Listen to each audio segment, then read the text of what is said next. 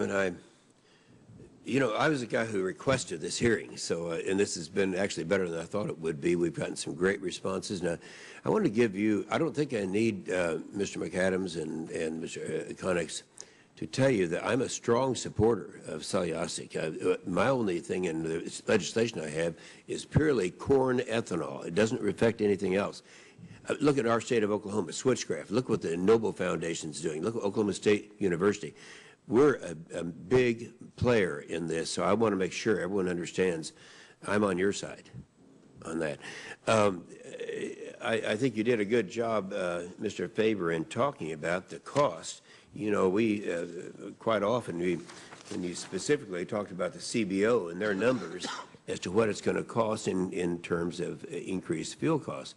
One thing that wasn't discussed, and I'll go back to you, Mr. Kaiser, on this, that concerns me. I suspect that of all the 100 senators, I use chainsaws more than anybody else does. I pride myself every weekend in doing something that I know that no other United States senator is doing.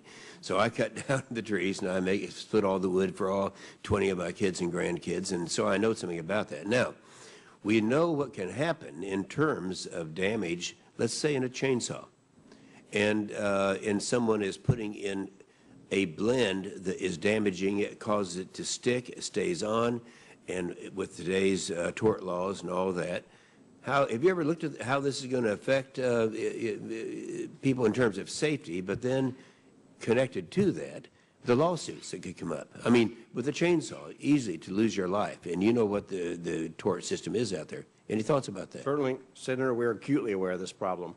In the end, we're a consumer products company. Our names are on those things.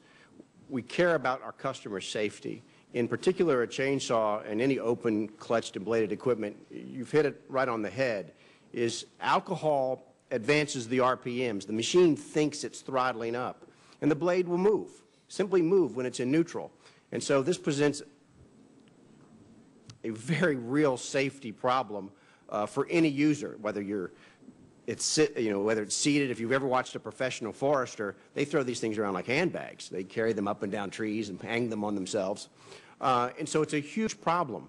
It's a warranty issue as well, but when the warranty expires, our liability doesn't go away. Exactly. You also potentially face a recall. These are company-crushing endeavors. If this fuel is in the marketplace and it's X dollars, and EPA knows what those numbers are that trigger misfueling, and if you can foresee that the product might be misfueled and an injury may result, you may have to recall the product.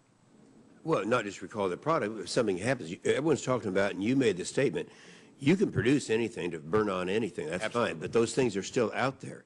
In 1994, I guess the reason that we passed the 18-year repos on aviation products, and that put America back into a exporting position instead of importing on airplanes and airplane products. Well, that was great. It's an 18-year repos. Now, you might say, well, wait a minute, something's been running fine for 18 years.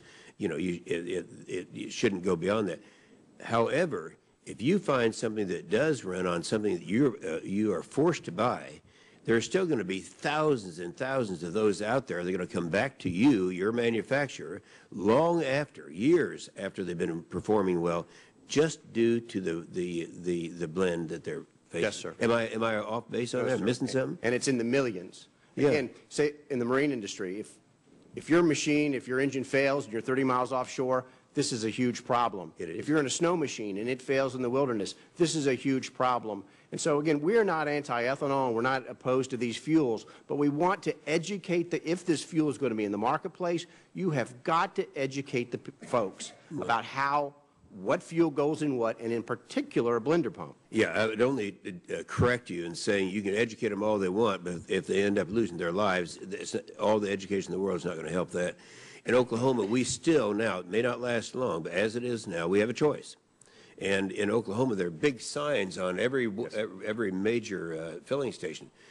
We sell no ethanol, no corn in our gas. I mean, that's all over the place. And so while the supply and demand varies from state to state, I can assure you in Oklahoma what it is. So I would assume then if we had an opportunity to opt out, keeping in mind now, I say to our friends on the left side here, this only affects corn ethanol, nothing else. If there's an opportunity to opt out of this, and I'd say the same thing to you, Mr. Faber, wouldn't that pretty much solve this problem?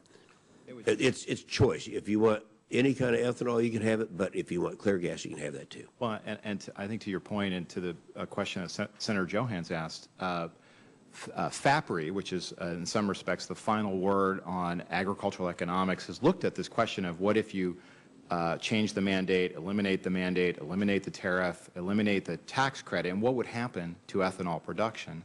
And there would still be a significant amount of ethanol production, depending on the year, but there wouldn't be as much. The price of ethanol would be lower. The price of corn and ultimately the price of feed and food would be lower. So you'd continue to have a mature industry that would be competitive with other makers of fuels. You just wouldn't be spending $6 billion a year in subsidies and limiting consumer choice. And Americans can have the choice. This is the thing that's been different in America than any other country. Thank you, Mr. Chairman.